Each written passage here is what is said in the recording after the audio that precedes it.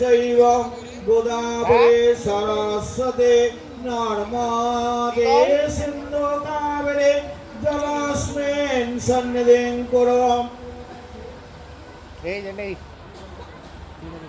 এষা সচন্দনা পুষ্প তুলসী পত্রাঞ্জলি।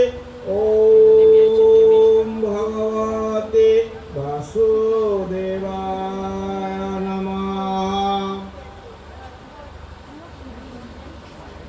শ্রী রাধা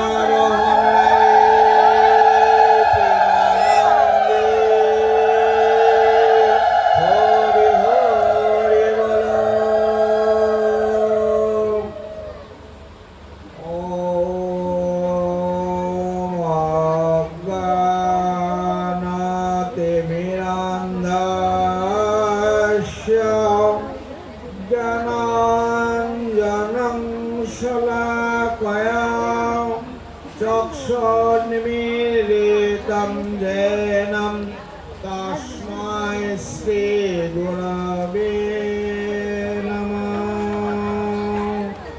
ওম গুরু ব্রহ্মা গুরু বিষ্ণু সাদনে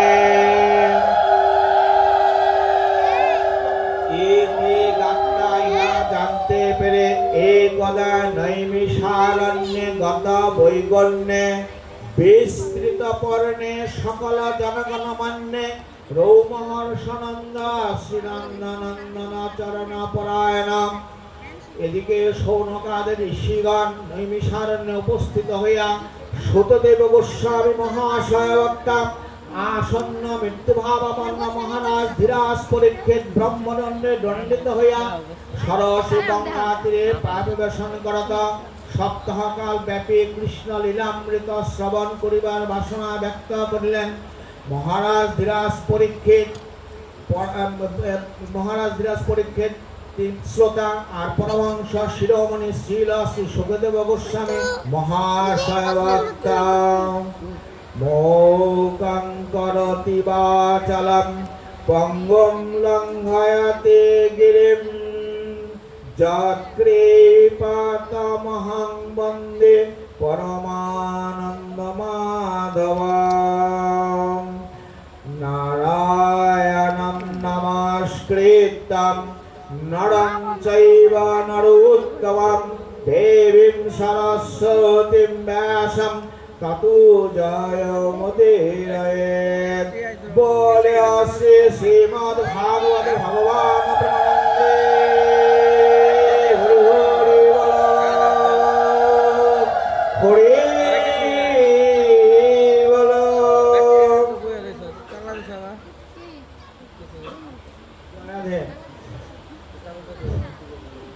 আর আমরা রত্ন অঞ্চলবাসী এবং এর পার্শ্ববর্তী অঞ্চলবাসী সকলেই মহাপুণ্য অর্জন এবং পরম সৌভাগ্য লাভ করিয়াছে।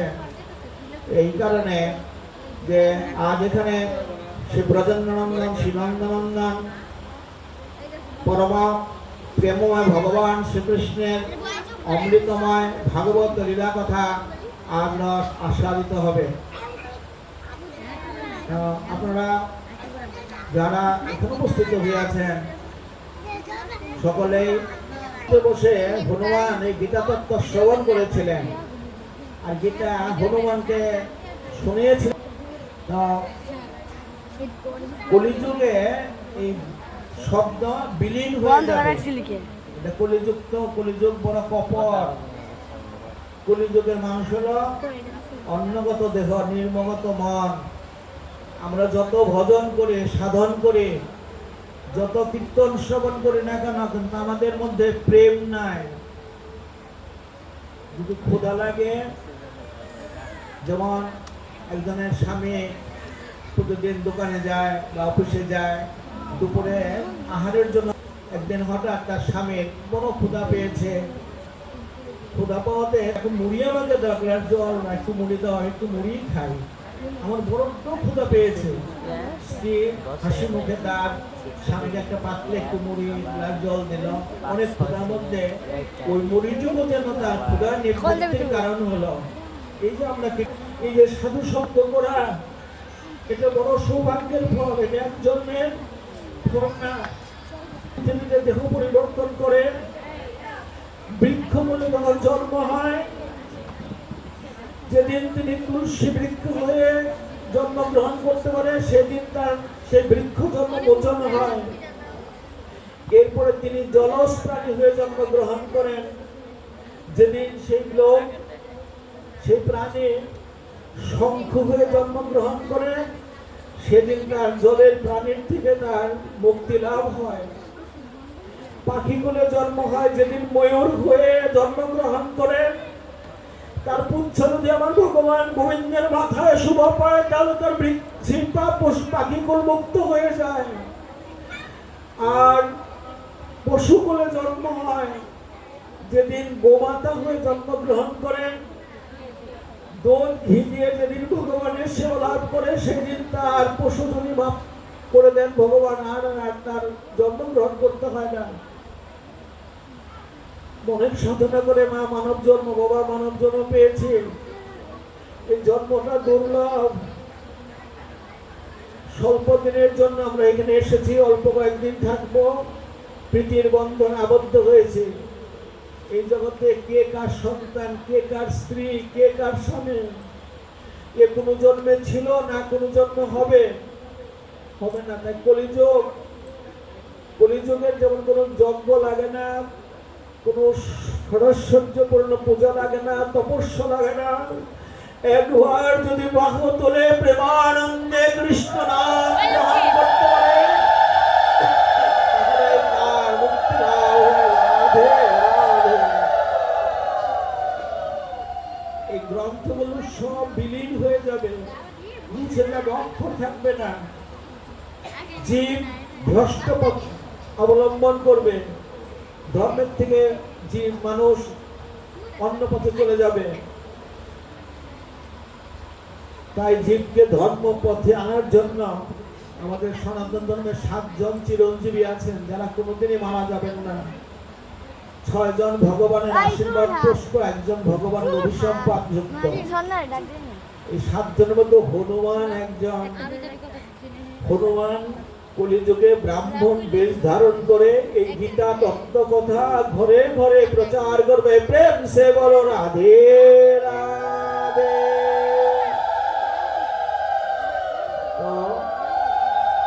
হনুমান একবার পিসার জন্য প্রাপ্ত হলেন, পিসারকে ধারণ করলেন। বললেন, প্রভু আমার এই পৈশাচিক দেহ কেন ধারণ হলো? ভগবান লীলাময় তো, তিনি সর্বান্তর্যামী। হনুমানকে বললেন, হনুমান তুমি আমার ভক্ত, তুমি আমার হৃদয়ে বাস করো, এটা ঠিক, কিন্তু তুমি যে আমার অধিক উঁচুতে বসে তুমি আমার তত্ত্ব কথা শ্রবণ করেছো, ব্যাসপীঠের উপরে বসে, ব্রহ্মাসের উপরে বসে যখন তুমি এই গীতা তত্ত্ব শ্রবণ করেছো, এর জন্য তোমার বহু জন্ম এই পৈশাচিক দেহ ধারণ করতে হতো।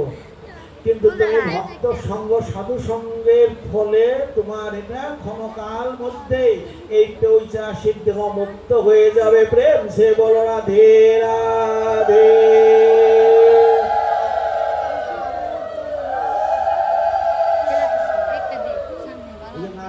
ভাগবতের কথা শ্রবণ করবো। কিংস্তাৎ পাদাম্বুজর অতীর্ণবা ধন জন গ্রামাদি ভূয়িষ্ঠথা।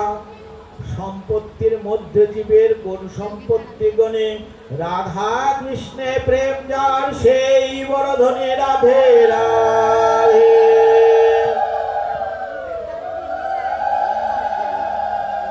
যেমন মা জোকার দিবেন, মাঝে মাঝে না রাধে রাধে বলবেন।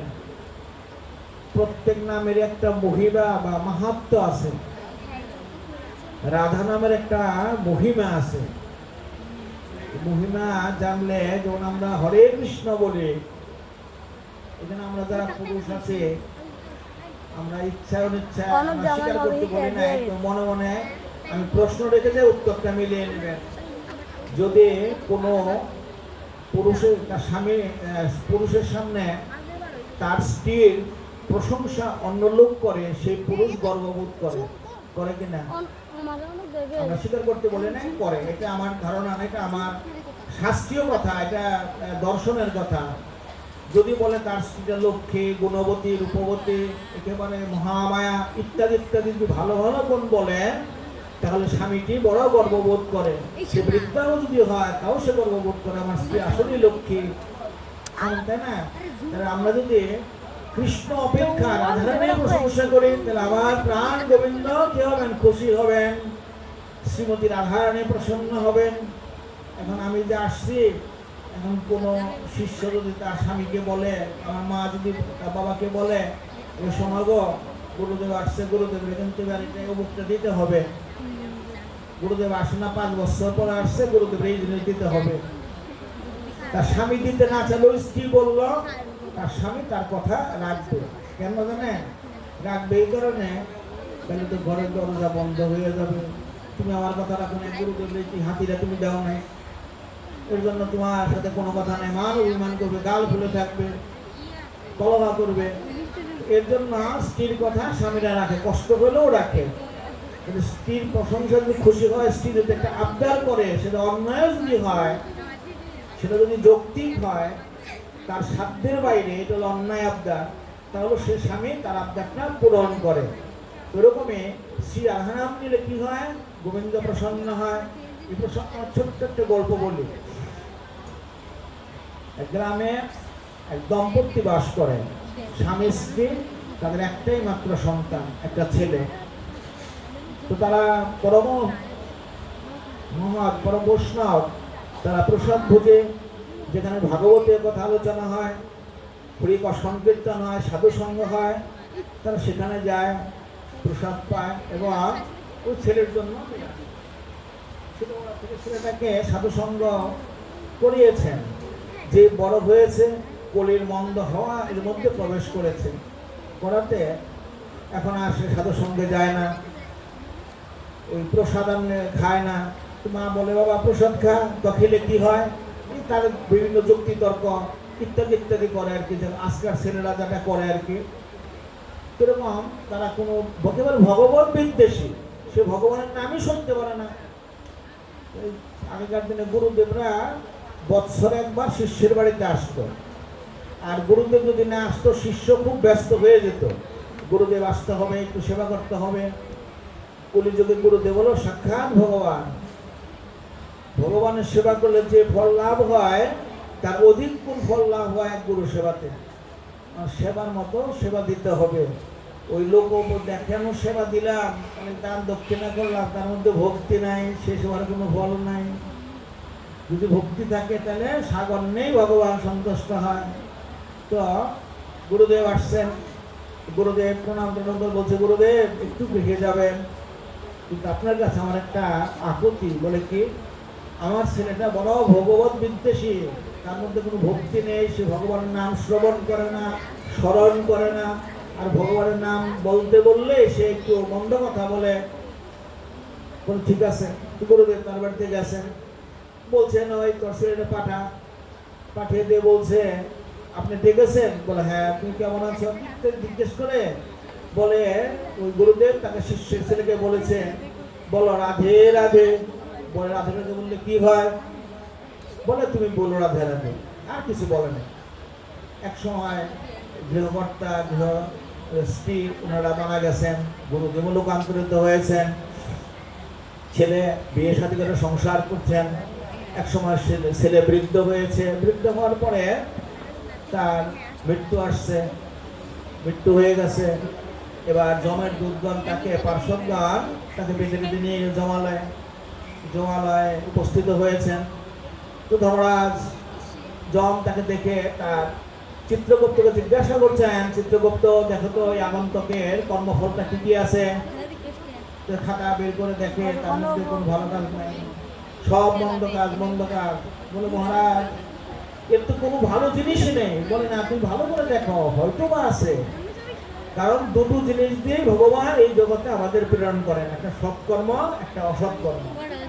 অসৎকর্ম বেশিও যদি করা হয় তাহলে কিন্তু সৎকর্ম একটা লোক করে, এটা জন্মজাত ভাবেই করে। দেখো একটু খুঁজে খুঁজে বের করলেন, বললেন হ্যাঁ মহারাজ একটা ভালো কর্ম পাওয়া গেছে। বলে কি? একবার সে রাধা নাম উচ্চারণ করেছে। এবার যমরাজ একটু থতমত দিয়ে বসেছেন, আগন্তক একটু চতুর, সে বলে আচ্ছা মহাশয় মহারাজ বলে কি? বলে রাধা নামের অর্থ কি? রাধা নামের অর্থ কি? এটা তো আমরা জিজ্ঞেস করে আমার সম্মান বাঁচানোর জন্য আমি কৌশল করবো, কপটতা করবো, ছলিয়া আমি ছলনা করবো। কিন্তু ধর্মরাজ তো সত্যবাদী, বলেন বাবা এই নামের অর্থ তো আমি জানি না। বলে নামের অর্থ জানেন না? বলে না। তাহলে কে জানে? বলে হয়তো পিতামহ ব্রহ্মা জানে। তো ব্রহ্মা কোথায় থাকেন? তিনি ব্রহ্মলোকে থাকেন, ওনার বাড়ি ব্রহ্মলোকে। কত দূর? বলে অনেক দূর। কিভাবে যেতে হয়? বলে অনেক কষ্টের পথ। বলে আমি সেখানে যাব, নামের অর্থ, আমার রাধা নামের অর্থ জানতে হবে। যেহেতু আপনি নামের অর্থ পারেন নাই, তাহলে আমি হেঁটে যেতে পারবো না, আমাকে কাঁধে করে নিতে হবে।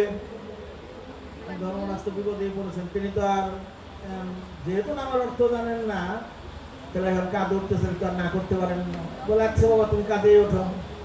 কাঁধে করে নিয়ে ধর্মরাজ তাকে খুব ইচ্ছে করে নিয়ে গেছেন আর কি। ব্রহ্মা প্রজাপতি ব্রহ্মা বসে আছেন, ব্রহ্মলোক উপস্থিত হয়েছেন। ব্রহ্মা তারা দেখে হেসে উঠবা, দেখি ওরা ধর্মরাজ এখন তো কত পুণ্য করেছে, কাঁধে করে নিয়ে আসছে, বহু পুণ্য করেছে। বলে পিতামহ অপরাধ নেবেন না, এই বেটা তো লড়াই করছে, একবার রাধা নাম উচ্চারণ করেছে। এই রাধা নামের অর্থটা আমি জানি না, হয়তো আপনি জানেন, এর জন্য আমি আপনার কাছে নিয়ে এসেছি। বলে ধর্মরাজ এই নামের অর্থ তো আমিও জানি না। বলে সে কি? আপনি প্রজাপতি সৃষ্টি বিধাতা, আপনি শশাভরা পৃথিবী সৃষ্টি করেছেন, ভগবানের লীলা দর্শন করেছেন, আপনি ব্রজের সেই নিত্যই দর্শন অন্তর্লোকে থেকে আপনি নিত্য নিত্য লীলা দর্শন করেছেন, সেই রাধা নামের অর্থ জানেন না? বলে না আমি জানি না। তাহলে পিতামহ কে জানে? বলে এটা হতো কে? শিব জানতে পারে। আমরা অনেকে বলি না যে অন্য দেবতার পূজা করা যাবে না, কোন জায়গায় লেখা নেই অন্য কোন দেবতার পূজা করা নিষেধ। গীতাতেও লেখা নেই, গীতাতেও পাবেন। ভাগবতে আছে নিমগ্নানাং যথা গঙ্গা দেবনামচ্যুতাং যথা বৈষ্ণবানাং যথা শম্ভো পুরাণামিদং তথা ক্ষেত্রাণাং চৈব কাশী অনত্তম পুরাণাং ব্রতানাং ভাগবতং জিজাং। প্রবাহিত গণের মধ্যে, সমস্ত নদীগণের মধ্যে গঙ্গা শ্রেষ্ঠ, সমস্ত দেবতাদের মধ্যে বিষ্ণু শ্রেষ্ঠ, সমস্ত বৈষ্ণবগণের মধ্যে শিব শম্ভু প্রধান। যদি এই বৈষ্ণবের স্মরণ করতে হয় তাহলে শিব হলে প্রধান বৈষ্ণব, শিবের সমান বৈষ্ণব আর দ্বিতীয় কেউ নাস্তে। আর এই তীর্থের মধ্যে কাশী অতি উত্তম, পুরাণের মধ্যে শ্রীমদ ভাগবত, ব্রতের মধ্যে একাদশী, আর বর্ণের মধ্যে ব্রাহ্মণ, এটা শ্রেষ্ঠ, এটা ভাগবত বলছে। উনি নিশ্চয় জানেন, কারণ অহর্নিশি পঞ্চমুখে রাম নাম গান ত্রিপুরারি। শিব একমাত্র কৃষ্ণ নাম ভজন করেন, কৃষ্ণ নাম জপ করেন, শিব জানেন। এবার আগন্তক জপকে বলছেন মহারাজ, বলে কি? বলে সেটা কোথায়? শিব কোথায় থাকে? বলে কৈলাসে থাকে। কৈলাস কত দূর? বলে সেখান থেকে আরো দূর, এই যে বাবা আসলাম আরো কষ্ট। বলে এবার তো একজনের কাঁধে এসেছি, এবার দুজনের কাঁধে করে নিয়ে চলো, যেহেতু তোমরা পারো নাই কাঁধে করে নিয়ে চলো আমাকে। অবস্থায় ব্রহ্মার যমরাজ আগন্তকে কাঁধে করে নিলেন, নিয়ে কৈলাস উপস্থিত হয়েছেন। শিব দেখলে হেসে পারে কি এ কত পুণ্য করেছে যে তাকে স্বয়ং প্রজাপতি ব্রহ্মা এবং যমরাজ তাকে কাঁধে করে নিয়ে এসছে। আমি এটা আমি বলছি একটু জিরিয়ে নিয়ে বিশ্রাম করে নেই। বিষয়টাকে এইরকম জীবনে সে কখনো কোনো পুণ্য কাজ করে নাই, একবার রাধা নাম বলেছে। হে শম্ভু তুমি বৈষ্ণবগণের মধ্যে প্রধান, নিশ্চয়ই আপনি জানেন, অবগত আছেন এই রাধা নামের তত্ত্ব কি? বলে মহারাজ ক্ষমা করবে, আমিও রাধা নামের মহিমা জ্ঞাত নয়, রাধা নামের মহিমা আমি জানি না। তাহলে রাধা নামের মহিমা তিনি জানেন, যিনি আমার প্রাণ গোবিন্দ মুরারি বল্লভ, তিনি একমাত্র রাধা নামের মাহাত্ম্য মহিমা জানেন। প্রেম সে বলো রাধে রাধে।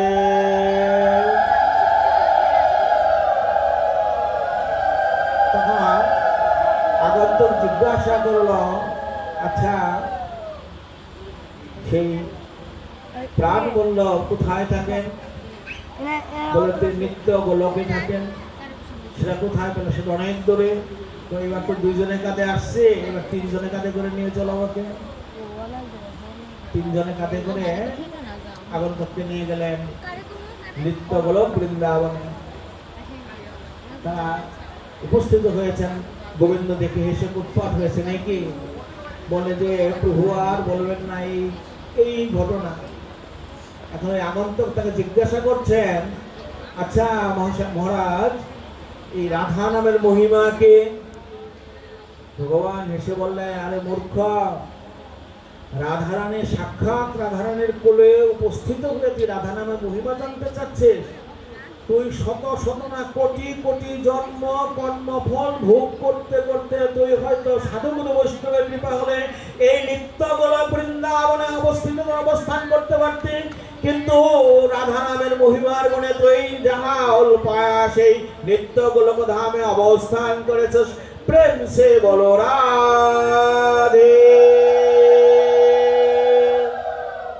রাধা নামের মহিমা আছে। আপনারা যেখানে যেখানে যাবেন দেখবেন রাধারানী ধ্বনি দিলে সেখানে বিপদ মুক্ত হয়। রাধারানী যদি প্রেম দান না করে তাহলে সেই প্রেম আস্বাদন করা যাবে না। তো গত রজনীতে আপনারা এখানে একটু ভাগবত কথা আলোচনা হয়েছে। গত রজনী তো আপনারা অমৃতময় ভাগবতের কথা শ্রবণ করেছেন। আজকের দ্বিতীয় রজনী আর বিশ্রাম রজনী, আজকে ভাগবতের বিশ্রাম রজনী।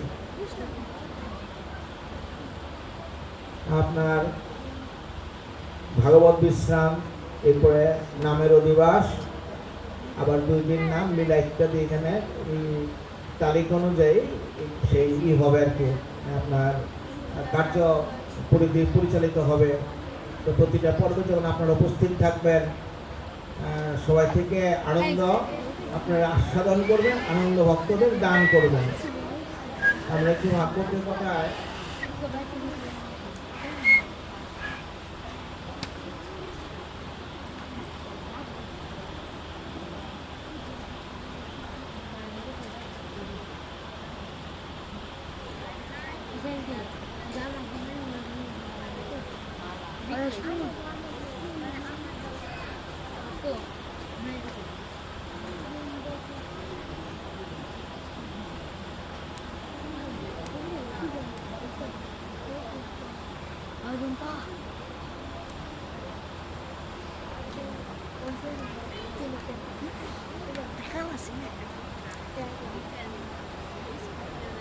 Gitu baik. Ono cái tặng này, ono cái ăn đây. Eh, yang mau dono koi. Kan kia itu semua. সঙ্গে চতুর্দশ অধ্যায় ব্রহ্মা স্তুতি নামক একটি অধ্যায় আছে। আমরা সেই ব্রহ্মস্তুতির একটু সংক্ষেপ আলোচনা করি। আপনাদের কি কোনো অসুবিধা হচ্ছে? রাধে রাধে। আপনাদের কি কোনো সমস্যা হচ্ছে? না, চলে যাচ্ছেন যে এই জন্য ভাগবতের অর্ধ সময়ে যাওয়াটা কিন্তু একটা অপরাধ হয়। যতটুকু সময় শ্রবণ, মানে আপনার শ্রদ্ধাযুক্ত মন দিয়ে শ্রবণ করবেন। যদি অশ্রদ্ধায় এখানে শুধু আসেন শোনার জন্য, তাহলে সেখানে ফল লাভ হবে না। গীতাতেও ভগবান বলেছেন কর্মণ্য বাদিকারস্তে মা ফলেষু কদাচন মা কর্ম ফল হেতু ভূমার্তে সংহস্ত কর্মণে। অর্জুন, কর্ম করো তুমি, ফলদাতা হরি আমি। তুমি কর্ম করে যাও, তোমার উদ্দেশ্য লক্ষ্য স্থির রেখে তুমি কর্ম করো, ফল আমি তোমাকে দান করব, তোমার ফল চাইতে হবে না। আমরা কিছু দান ধ্যান করলে যদি ফল আশা করি তাহলে সেখানে ফল লাভ হবে না। ফল কার কাছে? ভগবানের কাছে অর্পণ করতে হবে। আর কলিযুগে ভাগবত এমন একটা গ্রন্থ যে যত্রা যত্রা ভবেৎ পুণ্যং ভাগবতং কলৌ। ভগবান নিজে উদ্ধবকে বলেছেন যে হে উদ্ধব, যেখানে যেখানে এই কলিযুগে এই পবিত্র ভাগবত কথা উচ্চারিত হবে, বর্ণন হবে, এবং যারা এই ভাগবত কথা অনন্য চিত্ত হইয়া রস সংযুক্ত হইয়া এই অমৃতময় ভাগবত কথা শ্রবণ করবেন, সেখানে সমস্ত তীর্থ, নদ, নদী, পর্বত, যক্ষ, রক্ষ, কিন্নর, গন্ধর্ব, অপ্সরা, সমস্ত দেবতাগণ, ঋষিগণ, ব্রহ্মর্ষিগণ, সমস্ত ব্রাহ্মণগণ এবং সর্বোপরি আমি শ্রীমতী রাধারানী সহ সেখানে অবস্থান করিয়া সেই ভক্ত শোনে লীলারস আস্বাদন করব প্রেম সে বলি রাধে। তাই যতটুকু সময় শ্রবণ করবেন ততটুকু সময় মন দিয়ে শ্রবণ করবেন। ব্রজেন্দ্রনন্দনের লীলা অমৃতময় লীলা। এই আমরা অনেকেই ভাগবতীয় সভায় সঙ্গীত পরিবেশন করি, এটা কিন্তু আসলে ভাগবতের সঙ্গীত কিন্তু সমীচীন না। এখানে কথার দ্বারা রস উদ্গার করে আস্বাদন করতে হবে। এই জন্য ভাগবতের কথা অমৃত রস, ভাগবতের কথামৃত, ভাগবতের কথা অমৃত, কথার মাধ্যমে, সঙ্গীতের মাধ্যমে না। আজকে এই ভাগবত শ্রবণ করে আপনি এই ভগবত, এই যে আগামীকাল লীলা, এই লীলা আপনি আরো দর্শন করবেন, আস্বাদন করবেন, স্মরণে দর্শন করবেন। এর জন্য হলো লীলা রস আস্বাদন করা। যেমন আগেকার দিনে তো এক সময় ছোট ছোট বাচ্চারা বিয়ে করতো, তাই না? এক সময় ছিল বাল্য বিবাহের একটা বিধান ছিল, এটা ব্রজধামেও ছিল। দেখেন ভগবানের কেমন লীলা। ভগবান যাকে দেখেন তাকে ভগবান ছাড়েন না। খুব মন দিয়ে কথাটা শোনেন। দ্বাদশ রাখাল ছিল ভগবানের, যারা কলিযুগে দ্বাদশ গোপাল রূপে পরবর্তীতে আসছেন। শ্রীরাম নামক এক গোপ ভগবান শ্রীকৃষ্ণের সখা ছিলেন।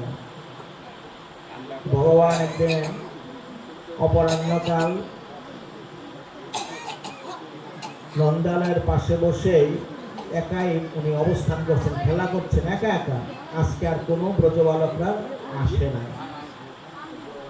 কিছুক্ষণ পর শ্রীরাম খুব তড়িৎ বেগে ধেয়ে ধেয়ে চলছেন, যাচ্ছেন। তো শ্রীরামকে দেখে কানাই বললেন, শ্রীরাম তুমি এসো, আসো একটু খেলা করি। বললেন, আমার যে কানাই সময় নেই, আমি তো যাচ্ছি। কোথায় যাচ্ছ? বলেন, শ্বশুর বাড়ি যাচ্ছে। শ্বশুর বাড়ি কি? বলে, আমি তোমার বৌদিকে নিয়ে আসতে যাচ্ছি, শ্বশুর বাড়ি যাচ্ছি। আবার আসবা কবে? বলে, আগামী দিন এই ঠিক এই সময় এখান দিয়ে যাব, তোমার বৌদিকে নিয়ে আমি আসবো। শ্বশুর বাড়ি এটা কি জিনিস? ভগবান জগতে এসে ভুলেই গেছেন শ্বশুর বাড়ি যাকে বলে। ভগবানের শ্রীরাম চলে গেলেন। এবার ব্রজেন্দ্রনন্দন যশোদা দোলার মায়ের কাছে গিয়ে বললেন, মা আমাকে একটা বিয়ে করাও। শ্রীরাম শ্বশুর বাড়ি বললো, বিয়ে করলে শ্বশুর বাড়ি হয়, আমি বিয়ে করবো, আমি শ্বশুর বাড়ি যাবো। বায়না ধরলেন, বারবার আমাকে বিরক্ত করছেন। যশোমতী বলছেন, বাবা তুমি শ্বশুর বাড়ি যাবা, তোমার বাবা আসো, এলে তারপর তুমি একটু বড় হও, তারপর তোমাকে শ্বশুর বাড়ি করে দেবো। বলে, না আমাকে এখনই দিতে হবে, এখন তো বললেই পাওয়া যাবে না, এটা দেখতে হবে, তারপর খোঁজ খবর নিতে হবে, তারপর অনুষ্ঠান করতে হবে, এমনি এমনি শ্বশুর বাড়ি হয় না। বলে, শ্রীরামের যে হলো? বলো, শ্রীরামের তো অনুষ্ঠান হয়েছে, তুমি একটু বড় হও। বলে না, বলে আচ্ছা ঠিক আছে মহারাজ, গৃহে ফিরো, তারপর তোমার শ্বশুরের ব্যবস্থা করে দেব। এই বলে তো ছেলেকে থামিয়েছে মা। পরদিন বিকেলে কানাই এখানে বসে আছে। এবার শ্রীরামের শাশুড়ি, শ্রীরামের স্ত্রীর নাম হলো সুশীলা। সুশীলা তো মানে বাল্য মেয়ে, ছোট বালিকা। বলেছে কি, মা তোদের ব্রজে একটা কথা বলে দে, খুব মন দিয়ে শোন। ওখানে কানাই নামে একটা ছেলে আছে, মানে কেউ কেউ কালা কালা বলে ডাকে, কেলিয়া বলে ডাকে। কানাই কিন্তু কখনো তাকাস না। কানাই যদি একবার কারোর দিকে তাকায় তাহলে তাকে না কানাই মন ভুলিয়ে ফেলে, কি যেন মোহন মন্ত্র জানে, তার থেকে আর পাশ ছাড়া যায় না। যতই কানাই ডাকুক তাকে তোমার মুখ কখনো দেখাবি না, সর্বদা এতে আবৃত থাকবে। তোর মুখ যেন কানাই না দেখে, তুই যেন কানাইয়ের মুখ কখনো না দেখিস। যদি মুখ দেখিস তো কানাই কিন্তু তোকে গ্রাস করে ফেলবে, তোকে হরণ করে ফেলবে, তো সংসার নষ্ট হয়ে যাবে। মা তাকে বিদ্যা শিখিয়ে দিলেন। এবার শ্রীরাম যখন বনে ফিরে যাচ্ছেন, তখন ওই দেখতে ছেলেটা কেমন মা তার বর্ণনা দিয়ে দিয়েছেন। এবার যখন কানাই সামনে দিয়ে যাচ্ছেন, বলে শ্রীরাম তুমি দাদা আসছো? বলে হ্যাঁ, এই যে তোর বৌদি। বলে বৌদি দেখি তোমার মুখখানা, দেখি তোমার মুখখানা। কৃষ্ণ খুব কানাই বারবার বিরক্ত করছেন। আর ওই সুশীলার মনে হচ্ছে মা বলেছে এই তো সেই কানাই, জাদুকর, মন্ত্র জানে, একবার যদি আমি ওর টাকায় তাহলে আমাকে ওর করে নিয়ে নেবে, তাকানো যাবে না। আরো ঘুমটা টেনে টেনে দিচ্ছে। বহুবার অনুরোধ করার পরেও সে মুখ আর দেখালো না। শ্রীরামও বললো দেখাও না একটু কানাইকে মুখখানা, কোনো কথা বললো না। তারাই মনে মনে চিন্তা করলেন, যাও তুমি যাও, একদিন তোমার এই মামাকে দেখার জন্য তোমার আটতে আসবে। শ্রীরাম বাড়িতে গেছেন, সুশীলাও বাড়িতে গেছেন। ওই তার মধুমাখা ডাক শুধু তার কর্ণকুহরে প্রবেশ করছে, দেখাও না একটু বৌদি মুখখানা, দেখাও না একটু বৌদি মুখখানা। এইরকম করতেছে, তার একটা উদ্বায়ী হলো, কিন্তু কাউকে প্রকাশ করছে না। ওই যে মা বলেছে। একদিন ভগবান চিন্তা করলেন, না একটু মুখখানা আমার মুখখানা একবার দেখাতে হয়। একবার উনি যমুনায় জল আনতে গেলেন। দেখেন কত ভগবানের কত কৃপা, কত করুণা। জল আনতে গেলেন, পা পিছলে পড়ে গেছেন। তখন চিৎকার করেছেন, সুশীলা কে আছো আমাকে উঠাও, কে আছো আমাকে উঠাও। কানাই পাশেই গুচরাচ্ছিলেন, দৌড়ে কানাই গেলেন, গিয়ে তাকে ধরে উঠে নিয়ে এলেন। অপলক নেত্রে কানার দিকে সুশীলা তাকিয়ে দেখলেন, মা এত সুন্দর রূপ, ভুবন মোহন রূপ, আমি তেমন রূপ কোথাও দেখি নাই। এই রূপ দেখার জন্য মা তুমি ওকে বারণ করেছো। এর দিকে তাকালে, এর মুখের দিকে তাকালে চোখ তো ফিরাতে ইচ্ছা হয় না, নয়ন তো পলকও দিতে ইচ্ছে হয় না। মা তুমি একই করলে, আমাকে কানের বদন দেখা থেকে আমাকে বিরত করে দিলে। কানাই সেদিন একটু তাকিয়ে চলে এলেন। ওই দেখার পর থেকে সুশীলা আর কেউ একটা আবেগ হয়ে গেল। আমি সেই বদন আবার কবে দেখবো, কখন দেখবো আমি সেই কানের বদন, যে বদন দেখলে ভবে বন্ধন মুক্ত হয়ে যায়, সংসার নিবৃত্তি হয়ে যায়, নিত্য চরণ লাভ হয়। এত সুন্দর রূপ আমি পৃথিবীতে কোনো লোকের দেখি নাই। এরকম করে খুব পাগল হয়ে গেল। যখন ব্রজে ইন্দ্রের ঝঞ্ঝাবাত হয়, ভগবান যখন গিরি গোবর্ধন ধারণ করে ব্রজবাসীদের রক্ষা করেছিলেন, সুশীলার আবেগে ভগবান আপ্লুত হয়ে বললেন, আজকে আরেকবার দেখা দেব,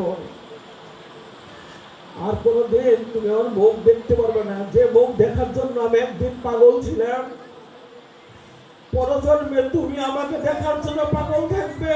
সুশীলা আমি তোমাকে কোনোদিন দেখা দেব না। সৌমৌ করে কাঁদবে, আমার নাম ধরে কাঁদবে, তবু আমি তোমাকে দেখা দেব না। প্রেম সে বলো রাধে রাধে।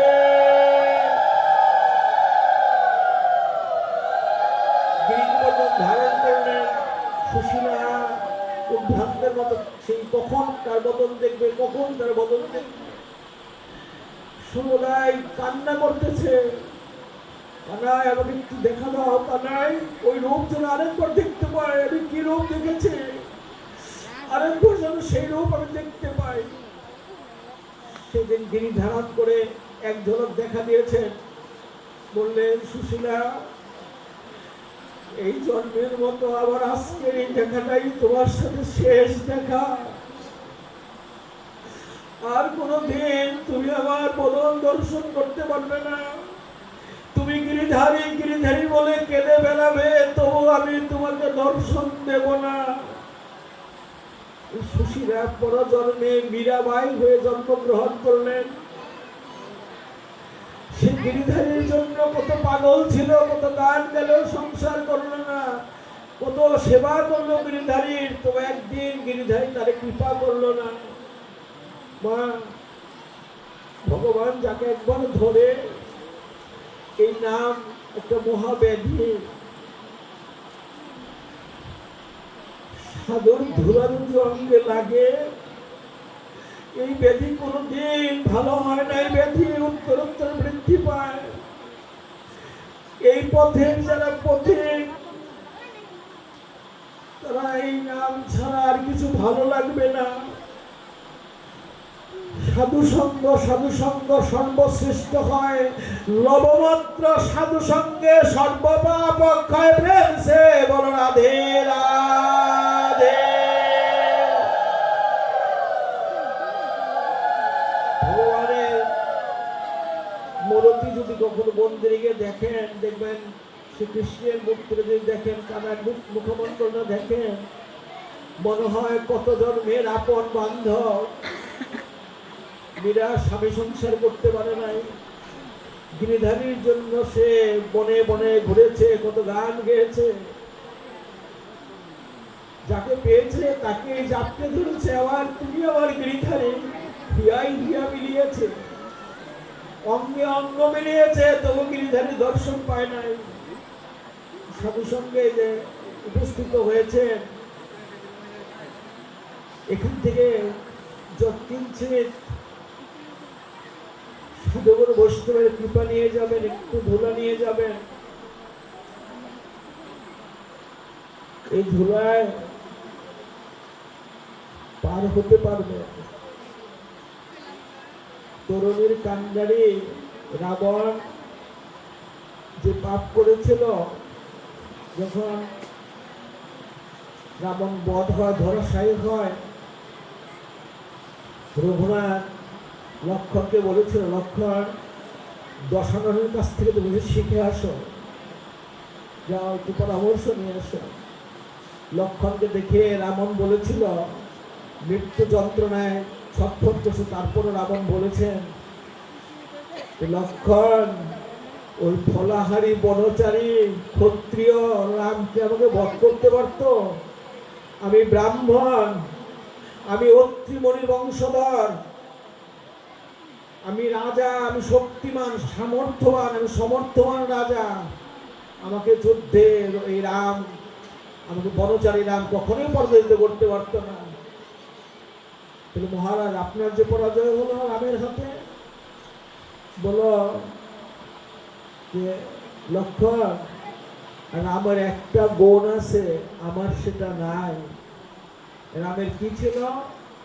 রামের মধ্যে ক্ষমা ছিল, অহংকার ছিল না। আমার মধ্যে অহংকার ছিল, তাই আমার পতন হয়েছে।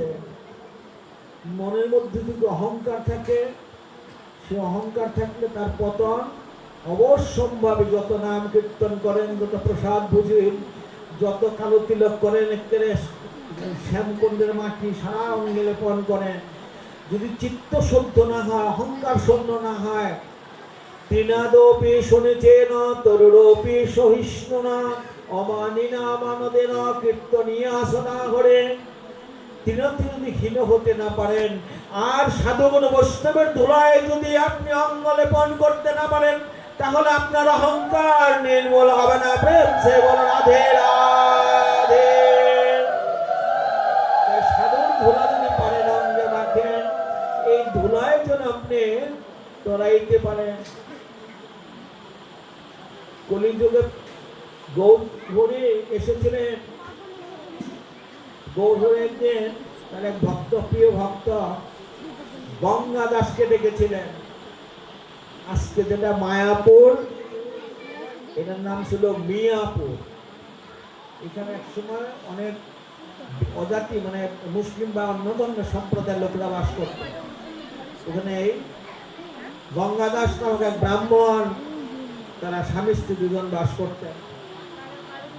তার কিছু দুষ্ট, তারা উগ্র মানে উগ্র জাতীয় লোক, তারা গঙ্গাদাসকে বলছে ধর্মান্তরিত হও, ধর্মান্তরিত হও। গঙ্গাদাস ধর্মান্তরিত হবেন না, বলছেন না আমি ধর্মান্তরিত হব না। তার ঘরে আগুন জ্বালিয়ে দিলেন। স্ত্রীর হাত ধরে গঙ্গাদাস দৌড়িয়ে যাচ্ছেন, আর তারাও ওই যারা উগ্র সম্প্রদায়, উগ্র শ্রেণীর লোক, দুষ্ট শ্রেণীর লোক, তারাও তার কিছু ধাওয়া করছেন। করতে করতে গঙ্গার পাশে এসেছেন। তখন গঙ্গাদাস তার স্ত্রীর হাত ধরে বলছেন, শোনো, আমি জীবন দেব, আমি ধর্ম ত্যাগ করবো না। সেবা ন স্বধর্ম বিগণ সাদুষ্ঠিরা স্বধর্মের জনং সেবা পরধর্ম ভয়াবহ। আমি যদি মরতে হয় মারা যাব, কিন্তু আমি ধর্মচ্যুত হব না, আত্মাহতি দিব না, পাপ হয় হোক। তুমি থাকো, তোমাকে হাতে ধরে নিয়ে এসেছি সম্মুখে গঙ্গা, আমি গঙ্গায় আত্মাহতি দেব, আমি তো ধর্মচ্যুত হব না, অখাদ্য আমি গ্রহণ করব না। তার স্ত্রী ধর্মবতী, ধর্মপত্নী, সুবুদ্ধি সম্পন্না স্ত্রী বললেন, দেখো, সেই 13 বৎসর 12 বৎসর বয়সে তোমার হাত ধরে আমি এসেছি। জীবনের অনেকগুলি বৎসর সুখে দুঃখে, খেয়ে না খেয়ে একত্র কাটিয়েছি। আজকের জীবনের সায়ান্নে আমি তোমার হাতটা ছাড়তে পারি না। আমার হাতটা জীবন ধরেছ, সত্য করে ধরে চলো, আমি দুজনে গঙ্গায় আত্মাহুতি দান করবো। যেই মাত্র গঙ্গায় ঝাঁপ দিয়েছেন, কোন নৌকা নেই, কোন কান্ডারি নেই, প্রবল তরঙ্গায়িত গঙ্গা ঝাঁপ দিয়েছেন। একটা নাবিক নৌকা নিয়ে এসেছেন, বলছেন ওঠো ব্রাহ্মণ। তারপর নদীর পার করে দিয়ে গেলেন। গঙ্গাদাস বুঝতে পারলেন না সে নাবিককে। একদিন দৈবাত প্রভুর সাথে সাক্ষাৎ হয়েছে। গঙ্গাদাসকে বলছেন, গঙ্গাদাস, 40 বছর আগের কথা কি মনে আছে তোমার? সেই যে ঝড় বৃষ্টি রাত্রে, যেদিন তোমার দুষ্টেরা তোমার গৃহ দাহ করেছিল, অগ্নির দ্বারা তাড়া করেছিল, গঙ্গায় ঝাঁপ দিয়েছিলে? বলে হ্যাঁ প্রভু। একটা নৌকা এসেছিল? বলে হ্যাঁ এসেছিল। নাবিক এসেছিল? এসেছিল। সে নাবিকটাকে তাকিয়েছে গঙ্গাদাস, সেদিন তুমি আমাকে মনে পড়ে দেখেছিলে, তাই নাবিক রূপে তরুণী নিয়ে তোমাকে আমি গঙ্গা পার করে দিয়ে এসেছিলাম। এপার থেকে এপারে নিয়ে এসেছি, তোমাকে রক্ষা করছি। গঙ্গাদাস, তোমার কি মনে আছে? হ্যাঁ প্রভু, আমার মনে আছে। তোমার অপার মহিমায় আমি আজও জীবন বেঁচে, তোমার কৃপায় আমি আজও জীবন ধারণ করে আছি। প্রভু, আজকে তো অনেক বয়স হয়েছে, দীর্ঘ হয়ে গেছে, এখন যাবারও সময় হয়েছে। সেদিন যেমন দুর্যোগে তুমি তরুণীর কান্ডারে করে আমাকে পার করে দিয়েছিলে, আজকের একটা অন্তিম নিবেদন তোমার চরণে রাখি প্রভু। কি গঙ্গাদাস, আমার যদি শেষ যাত্রা হবে, সেদিনও যেন তুমি আমাকে ওই নাবিক রূপে তরুণী কান্ডারি রূপে তুমি আমাকে পার করে নিয়ে যেও। রাধে রাধে।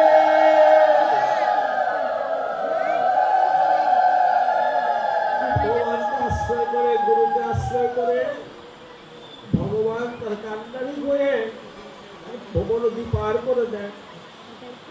ভাগবতের কথা শ্রবণ করলে, শুদ্ধ চিত্তে শ্রবণ করলে, প্রেম হলে আপনি তরুণী কান্ডারি খুঁজতে হবে না। রাবণ পার হওয়ার জন্য বলছিল যে তরুণী বেঁধে রেখেছি, কান্ডারি একাই আসবে। জানবী ছিল তরুণী, রঘুনাথ ছিলেন কান্ডারি, লক্ষ্মী এনে বেঁধে রাখছি, নারায়ণ আপনি আসবেন, আমার রাক্ষস উদ্ধার হয়ে যাবে। আজকের এই যে আয়োজন, এই ভাগবতীয় কথা, এই সংকীর্তন নামযজ্ঞ, যথায় হয় নাম সংকীর্তন তথা হয় মধুর বৃন্দাবন। নাহং তিষ্ঠামি বৈকুণ্ঠে যোগিনং হৃদয়েন চ মদ্ভক্তা যত্র গায়ন্তে তত্র তিষ্ঠামি নারদ। নারদ, আমি বৈকুণ্ঠে লক্ষ্মী শনে থাকি না, যোগীদের যোগী হৃদয়ে বাস করি না। আমার ভক্তগণ যখন উদ্যোগ করিয়া হা গৌর হানি তাই বলে আমাকে আহ্বান করে, আমি সেই ভক্তাসনে সদা সর্বদা বিলাস করিয়া থাকি এবং নিত্য লীলা রস আস্বাদন করি। রাধে রাধে। এখানে আগামীকাল থেকে, আজকের থেকে একটা কুকুরকেও আঘাত করা যাবে না, কে কোন রূপ ধরে আসবে বলা যাবে না। মহাজন যদি না আসে, মহাজনের কৃপা না হয়, এই বৃন্দাবন সুন্দর হবে না।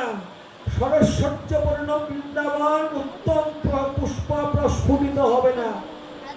এই বৃন্দাবনে যদি সাধুগুরু বৈষ্ণব না আসে, তাহলে সেই বৃন্দাবন নিরানন্দ হবে, কৃষ্ণবিহীন বৃন্দাবন হবে। আর এই বৃন্দাবনে যখন একজন ভগবানের প্রেরিত ভক্ত আসবেন, এই বৃন্দাবন অযাচিত আনন্দে পরিপূর্ণ হয়ে যাবে। জীবনের বহু সময় তো কাটিয়ে দিলাম, বহু সময় কাটাইলাম, অনেক দিন হয় চলে আসছে, এখন যাবারও সময় হয়। আমরা তো মুখে অনেকেই বলি আমাদের কিছুই নাই, 2 দিনের সংসার, তাই না? 2 দিনের দুনিয়া, তাই বলি না? একটু মন্দ কথা বলি, দুনিয়া 2 দিনের। মোবাইল সবাই আমরা চালাই না, মোবাইল তো সবাই চালাই, তাই না? যারা বুড়া মানুষ তারা হয়তো অনেকে মোবাইল ভালো বোঝে না, কিন্তু মোবাইল চালাই আমরা। আমরা যখন মোবাইলের এমবি ভরতে যাই, তখন দোকানদাররা কয় 30 দিনের ডেট দাও, 1 মাসেরটা দিও। এটা কিন্তু মুখে করতেছি আমরা 2 দিনের দুনিয়া। আজ আছে, আজ মরলে কাল 2 দিন, আজকে আছে কালকে নাই। কিন্তু যখন ওই দোকানে যে রিচার্জ করতে যায়, তখন বলে 30 দিনেরটা দাও। তাহলে আমরা 2 দিনের দুনিয়া মুখে বলি, 30 দিনটা তো বলি না যে 30 দিন বেঁচে থাকবো, 2 দিনের জন্য আসছে পৃথিবীতে। এটা মুখে বলা যায়। এক ভোটে আনি বৃন্দাবনে, ভোটে ব্যস্ত, কোনো পুত্র সন্তান বা কোনো কন্যা সন্তান নাই, একা। তো এই বৃদ্ধ হয়ে গেছে, দেহটা জীর্ণ হয়ে গেছে, সে ভগবানকে খুব বকে, জম এরে বকে। জম আমার চোখে দেখা না, তোর পিটাবো, মারবো, ধরবো, বাঁধবো, প্রতিদিন বকে জমের। ওই ভুটে বিক্রি করে আর বকে, প্রতিদিন গালি দেয়। তো জমের চরেরা মহারাজ রাজারে বকে, তার কর্মচারীরা শুনলে কষ্ট পাবে না? তবে ঠিক আছে, এবার মহারাজ বলছে, মহারাজ সে প্রতিদিন বকে। এই বৃদ্ধা খালি জমের বাড়ি যেমন জমের উপর মনে না, না বৃদ্ধারে নিয়ে আসি। ঠিক আছে, এবার আইসে বৃদ্ধা পয়সা আছে, ভোটে বস্তা ভরেছে, বিশ্রাম করবে আর কি। বিশ্রাম করছে, উঠিয়ে পারে না, বস্তা তো বড়, একা উঠাইতে পারে না। ওই রাস্তায় কোনো লোক নাই, জমের পার্শ্বদ যাইতেছে, জমের 2জন পার্শ্বদ যাইতেছে। তো এই আমার একটু বোঝাটা উঠিয়ে দাও না। কয় তুমি বসো, তুমি না মরবার চাও? তো হয়, আমার জমের দুধ নিতে আইছি তোমার। কয় পাঠার আমার নিতে আইসিস কে? তুমি মরবার চাও? বলছি কম মরম মরম, আজকে নিতে আইছি তোমার।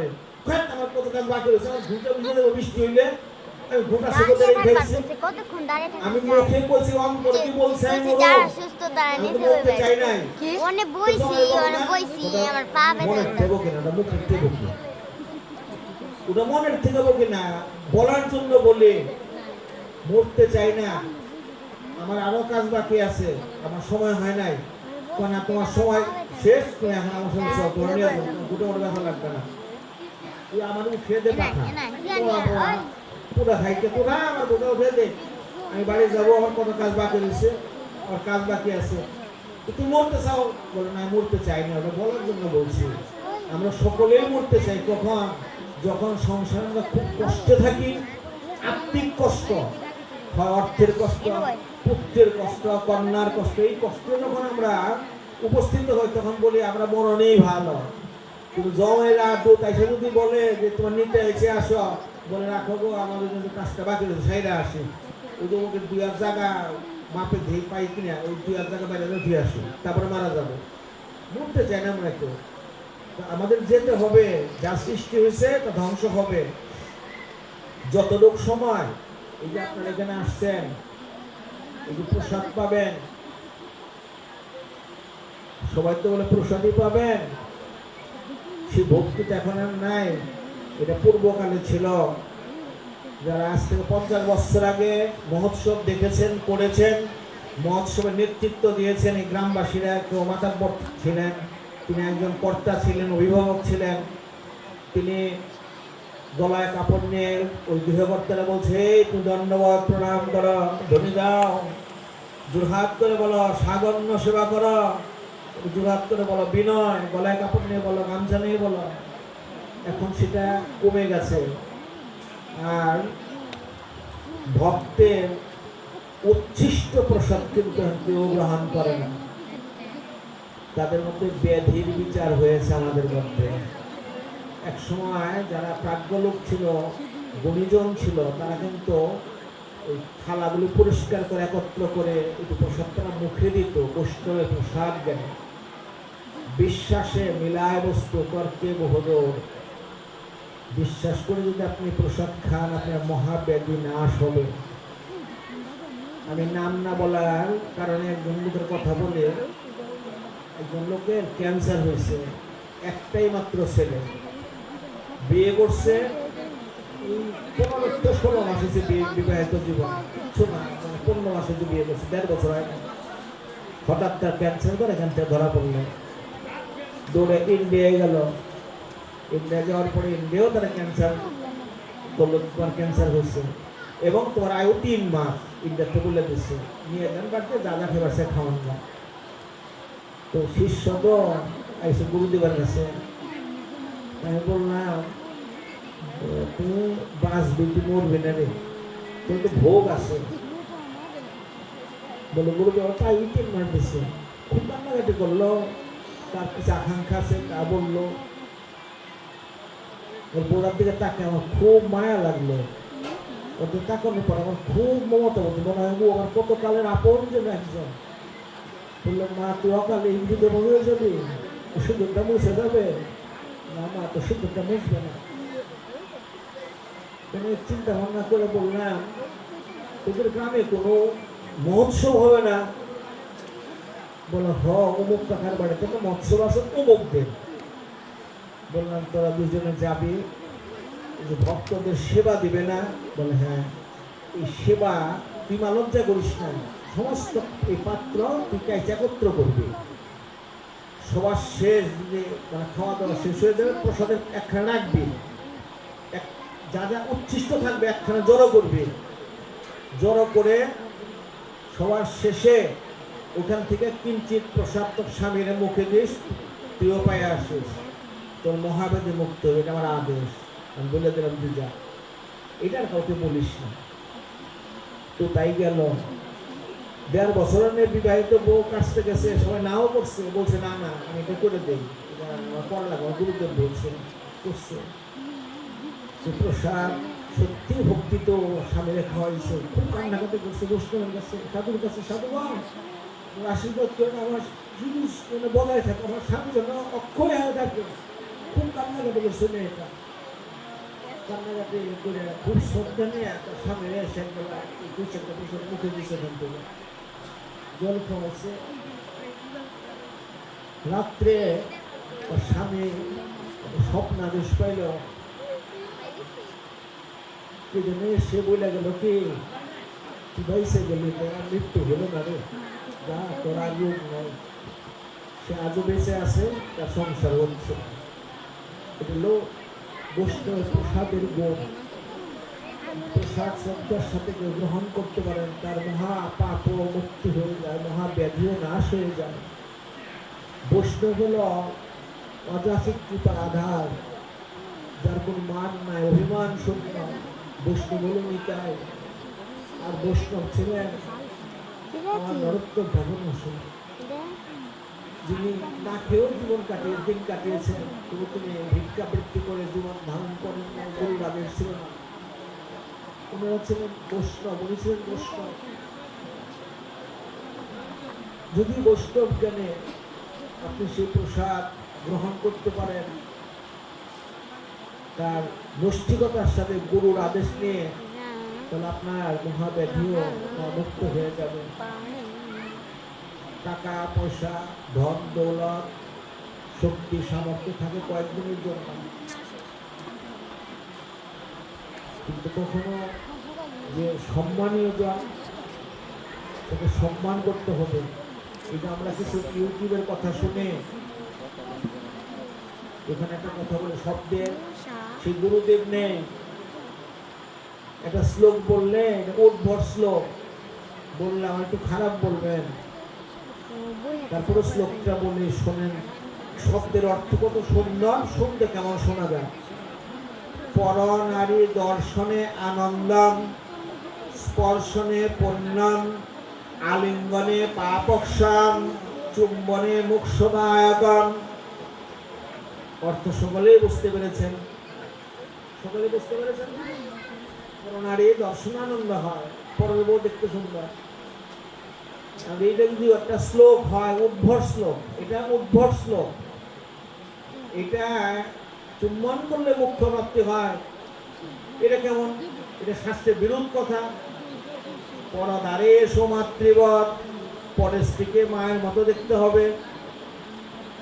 আর আপনি যদি সেই শ্লোকের সঠিক অর্থ জানতে হয়, তাহলে কোথায় যেতে হবে? গুরুদেবের কাছে যেতে হবে। যে ব্যাকরণ জানে, যে শাস্ত্র জানে, এই শ্লোকের মীমাংসা পাবেন কোথায়? মীমাংসা দর্শনে। ভগবান শিবের এক নাম হলো পর, দেখেন তার অর্থ কত সুন্দর। ভগবান শিবের এক নাম পর, পরেশনাথ। তার এক পত্নীর নাম গঙ্গা। গঙ্গা দর্শন আনন্দ হয়, গঙ্গা দর্শনে আনন্দ হয়, আনন্দ হয়। স্পর্শ করলেই পাপক্ষয় হয়, আলিঙ্গন ডোব দিলে পুণ্য হয়, চুম্বন চুল দিয়ে জল পান করলে মুখ্য প্রাপ্তি হয়। কথার অর্থ এরকম। এখন এই যে ইউটিউবে কিছু উদ্ভট কথাবার্তা বলে, এই যে তুলসী তলায় তমুক রাখলে তমুক হয়, তমুক রাখলে ধন হয়, ধন রাখলে জন হয়, ছেলে বসা, মায়া বসা, ইত্যাদি ইত্যাদি, এরকম বহু কিছু আছে। এটার তারা অর্থই জানে না, তারা এটার অর্থই জানে না। এটা শাস্ত্র শিখতে হলে কোথায়? গুরুদেবের কাছে যেতে হবে। যিনি ব্যাকরণ জানেন তিনি হলেন গুরুদেব। আপনি দীক্ষা নিয়েছেন, তিনি এক গুরুদেব। আবার যে পড়াশোনা করবেন যার কাছে গিয়ে, বিদ্যা শিখবেন যার কাছ থেকে, পাঠ শিখবেন যার কাছ থেকে, তিনি এক গুরুদেব, তিনিও গুরু। তার কাছে গেলে আপনি তার মীমাংসা পাবেন, তার দর্শন পাবেন। তো ইউটিউবের কথা শুনে কখনো কোনো ব্রত পালন করা, উদযাপন করা উচিত না। এই যে গত একাদশী গেছে, একাদশী 2 দিন পড়ছে কতটা, এই যে গেল শনিবার একাদশী গেছে, সম্ভবত শনিবারে গেছে। আপনার একাদশীটা 2 দিন কেন হলো? একাদশীটা সংযুক্ত একাদশী হয়েছে। দশমী ছেড়ে একাদশী লাগছে, একাদশী ছেড়ে দ্বাদশী লাগার পরে ত্রয়োদশী যুক্ত হয়েছে। এর জন্য এটা হলো যোগিনী, মানে যোগিনী একাদশী। এর জন্য হলো আমাদের পরের দিন একাদশী হয়েছে। আমরা দশমী বৃদ্ধি হয়েছিল, অরুণোদয়ের পরে দশমী ছাড়ছে। আবার একাদশীও অরুণোদয় প্রাক্কাল ছিল, দ্বাদশীর অধিককাল প্রাপ্ত বেশি হয়েছে। এর জন্য ত্রয়োদশীতে পালন হয়েছে। এটা জানতে হবে। আমার তিথি নাই, একাদশী আমি করবো কেন? আপনি তর্ক করলেন। আপনি যদি একাদশী ভুল করেন, তাহলে কি হবে? ব্রহ্মহত্যার পাপ হবে। মাতা গান্ধারী শতপুত্র মারা গেছিল কি জন্য জানেন? দশমী যুক্ত একাদশী করেছিল। এর জন্য দশমী সংযুক্ত একাদশী আপনি যে করবেন, এটা জেনে করবেন। অরুণোদয় কাল পর্যন্ত যদি দশমী পায়, তাহলে আপনি একাদশী সেদিন করতে পারবেন না। তাহলে একাদশীর পরের দিন করতে হবে। দ্বাদশীতে একাদশী হবে, দ্বাদশীতে একাদশী হবে। যদি ত্রয়োদশী সংযুক্ত না হতো, তাহলে এটা পক্ষবর্ধনী মহা দ্বাদশী ব্রত হইতো। এটা যোগিনী একাদশী ব্রত থাকলো, পক্ষবর্ধিনী মহাদ্বাদশী ব্রত হইত।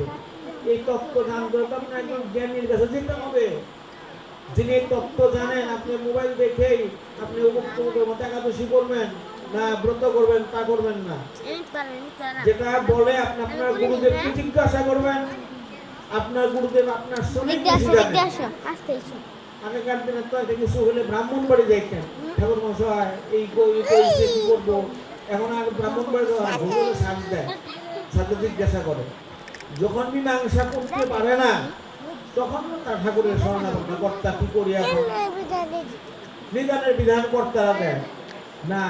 ব্রাহ্মণ পূজ্যজন আগেও যেমন গেছেন, এখনো কিছু সংশয় হলে ব্রাহ্মণের কাছেই যাবে, উনি আপনাকে একটা সৎ পরামর্শ দেবে। কলিযুগে ধর্ম উপার্জন করা বড় কঠিন। এই নাম নিলাম, নামেতে জীব হাসবে, নামে কাঁদবে, নামে গড়াগড়ি দিবে, আবার এই নাম করতে করতে জীব নরকেই যাবে। কারণ জীবের মন নামের মধ্যে নাই, বললাম খোদা নাই। খোদা না পেলে খাবেন কেন? নামের যদি খোদা হয়, আমাদের যে অন্তর অভাব, আমরা এটা বুঝতে পারতেছি না। আমাদের যে আপনার আমিও মন্ত্র দেই, এখানে আমার শিষ্য আছে, সারা বছরে একটা কেউ ফোন দেয় না আমাকে। আমাদের শিষ্য আছে, বলতেই হয়, কোন সারা বছরে না ফোন দেয় না। তুমি তো প্রতিদিন কিছু ইনকাম করো না? প্রতিদিন ইনকাম করি না, তাই না? সমস্ত টাকা কি আমার? রাধে রাধে কথাটা খুব মন দিয়ে শোনেন। সব টাকা মা আমার না, এখানে টাকার ভাগ আছে। এখানে পুরোহিত পাবে, ওই মৃত্তিকা যিনি ঠাকুর বানায় তিনি পাবেন, ওই খেয়া পার করেন তিনি পাবেন, ডাক্তার পাবেন, গুরুদেব পাবেন, অতিথি পাবেন, সাধু সেবায় যাবে, বৈষ্ণব সেবায় যাবে। প্রত্যেকের অংশ আছে। গুরুদেব আইসে বাড়িতে, আপনি টাকা দিলেন না। অতিথি আইসে সাধু বৈষ্ণব সেবা টাকা দিলেন না আপনি, তাতে আপনার কিছু লাভ হইল না, দিলেন না, তার সেবা হয়ে যাবে। কীর্তনের টাকা দেয় নেই, কেউ তাদের কীর্তন হবে না, হবে। যিনি কীর্তনের মালিক, তিনি স্বয়ং উপস্থিত, অথবা আপনি ঠেকানে রেখে তিনি তো উপস্থিত আছেন, সে ভিড়কে করে কীর্তন করবে। কিন্তু আপনি টাকা দিলেন না, ওই টাকাটা চলে যাবে। হয় আপনার একটা রোগী, বড় রোগ হবে, হয় আগুনে লাগবে, নাহলে ডাকাতে খাবে, নাহলে ছিনতাইকারী খাবে, নাহলে কেউ ধান নিয়ে আর দিবেন আপনাকে লোভ দেখাবে, 10 টাকা 12 টাকা সুদ দেবো, এই লোভে তা দেয় না কেউ, বা সে টাকা চলে গেল। আপনার যেটা প্রাপ্য, গুরুদেব উনি তো কোনো ব্যবসা করেন না, গুরুর কোনো ব্যবসা আছে, দোকান আছে, যেমন আমার কোনো দোকান নাই, কোনো ব্যবসা নাই, কোনো প্রতিষ্ঠান নাই, কোনো আমার লগ্নি নাই, আমি কোনো টাকা গচ্ছিত টাকা রাখি না, দোকান থেকে আমার বেনিফিট আসবে, আমি খাবো, এটা আমি রাখি না। তাহলে আমি এই 10টা শিষ্যের রাখবে, আবার একটা প্রণামী দিবে, গুরু কেন প্রণামী দিবে? গুরু সেই প্রণামীর দ্বারা তার জীবন জীবিকা নির্বাহ করবে। প্রতি বছর গুরু একটা প্রণামী পায়। এছাড়াও আরো 3 দিন প্রণামী পাবে গুরুদেব। একটা হলো পহেলা বৈশাখ, একটা অক্ষয় তৃতীয়া, এই সামনে পূর্ণিমা, গুরু পূর্ণিমা, এদিন গুরু পূজা করতে হয়, সেদিন গুরু পূজা করতে হয়। যারা এখানে আসেন তারা গুরুকে আনবেন, কারো গুরুদেব থেকে থাকেন, পূজা করতে অনেক কিছু লাগে না, মন দিয়ে পূজা করবেন, ওনাকে উপস্থিত করবেন, পারলে আপনাকে বস্ত্র কিনে দিবেন, ওনাকে চরণ জল করবেন, স্নান করাবেন, চরণ জল করবেন, মালা দান করবেন, তিলক চন্দনে সাজাবেন, বসাবেন, আরতি করবেন, ফল মূল দেবেন, এরপরে যখন আপনি কিছু সেবার আয়োজন করবেন, তারপর একটা প্রণামী দেবেন। ওদিন গুরুদেব শিষ্যত্ব গ্রহণ করান। ব্যাসদেব সেদিন নারদের থেকে দীক্ষা গ্রহণ করেন। এর জন্য হলাম না, অন্য হলো গুরু পূর্ণিমা, ওদিন গুরুকে প্রসন্ন করতে হয়। আপনারা সারা বছরে গুরু খুঁজে নেবেন না, গুরুদেব আসছে, এখন তার বাড়িতে গেলে বিপদে পড়েই হোক, নিয়েও কিছুতে প্রণাম করবেন। গুরুকে কিছু সামান্য কিছুতে না, উপযুক্ত প্রণাম দিতে হবে, তার শ্রদ্ধাযুক্ত, তেমন ভক্তি থাকতে হবে। কিছু নাই, আপনি একটা ফুল দিয়ে প্রণাম করবেন, খালি হাতে গুরুকে প্রণাম করা যাবে না। 3 জায়গায় খালি হাতে যেতে নাই, 3 জনকে খালি হাতে দেখতে নাই, দেবালয়, বিদ্যমান শুরু করে কিছু প্রণাম দিতে হবে। ব্রাহ্মণ দর্শন করলে 1 টাকাও প্রণাম দিবেন, একটা ফুল দিলে প্রণাম করবেন। গুরুকে তো আপনি খালি হাতে প্রণাম করতে পারবেন না, গুরুকে কিছু দিয়ে প্রণাম করতে হবে। আবার 3 জায়গায় হলো মাতুলালয়, কিছু নিয়ে যেতে হবে। গুরু বাড়িতে যখন যাবেন, গুরু নিকেতনে একটা কিছু নিয়ে যাবেন, একটা সাগর নিয়ে যেতে হবে। আর শ্বশুর বাড়ি, রাধে রাধে, শ্বশুর বাড়ি হলো জামাই যত বুড়াই হোক, জামার যে টাকা নাও থাকে 1 প্যাকেট এনার্জি প্লাস বিস্কুট, শাশুড়িতেই করছে জামাই বিস্কুট নিয়ে আসছে, তাই না? হ্যাঁ, জামাই বিস্কুট নিয়ে আসছে। শ্বশুর বাড়িতে খালি হাতে যাওয়া যাবে না, ফিরতে হলেও যাওয়া যাবে না। সামনে গুরু পূর্ণিমা আসছে মা, তোমাদের যারা এই যে এখানে উপস্থিত ছিলা থাকলা, কালকে তো রথ, কালকে ভগবান আসবেন, তারা গুরু পূর্ণিমার কথাটা বলে এক গুরু পূর্ণিমায় গুরু পূজা করা, সেদিন ঘিয়ের প্রদীপ জ্বালাইবা গুরু সম্মুখে, জ্বালিয়ে গুরু পূজা পাতি করবা, তাকে স্নান করাতে কাঁচা হলুদ দিয়ে দুধ দিয়ে গুরুকে স্নান করাইতে হয়। তারপর তার চরণ জল পরে করতে হয়, উঁচু আসনে বসাইতে হয়, মাল্যদান, চরণ জল, আরতি, অর্চন ইত্যাদি করে সেবার আয়োজন করতে হয়। জীবনের থেকে করতেই পারো তুমি, তাহলে অনন্ত কোটি ব্রহ্মাণ্ডের সেবায় যে ফল নিহিত আছে, ওই গুরু পূর্ণিমাতে গুরু পূজায় গুরু সেবার সমস্ত ফল নিহিত আছে। সেদিন গুরুর সাথে তোমার নূতন আবার সম্বন্ধ হইল, ওর জন্য গুরু পূর্ণিমার দিন গুরু পূজাটা করল। আর যে আগামীকালকে রথ, এটা আমরা সবাই রথের টানে দিয়ে আসি খালি, তাই না? রথের দড়ি টান দিলে আমাকে মুক্তি লাভ হয়, এটার মাহাত্ম্য তা না। যখন ভগবান শ্রীকৃষ্ণ দ্বারকায় রাজা ছিলেন, দ্বারকাধীন ভগবান এই আষাঢ় মাসের শুক্লা পক্ষের দ্বিতীয়াতে বেরিয়েছিলেন। দাদা বলরাম, সুভদ্রা এবং ভগবান শ্রীকৃষ্ণ স্বয়ং 3 জনে বেরিয়েছিলেন দ্বারকা নগরের প্রজাদের দেখার জন্য। এই দ্বারকা নগরী রথে ঢুকতে ওনার 10 দিন সময় লেগেছিল। 9 দিন ঘুরে 10 দিনের দিন উনি আবার দ্বারকায় প্রত্যাবর্তন করলেন। আগামীকাল ভগবান জগন্নাথ এই নগরে আসবেন তার সমস্ত ভক্তদের দর্শন করার জন্য। প্রেম সে বলো রাধে রাধে।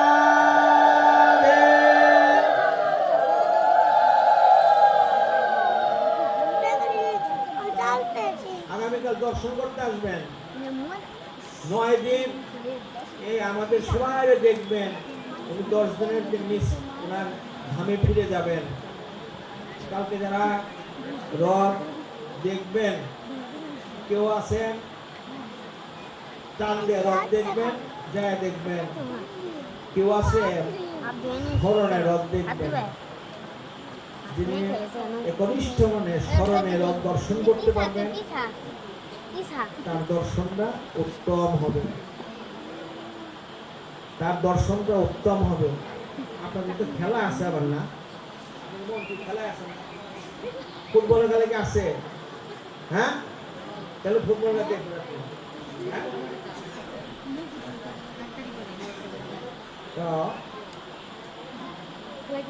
এই যে আপনার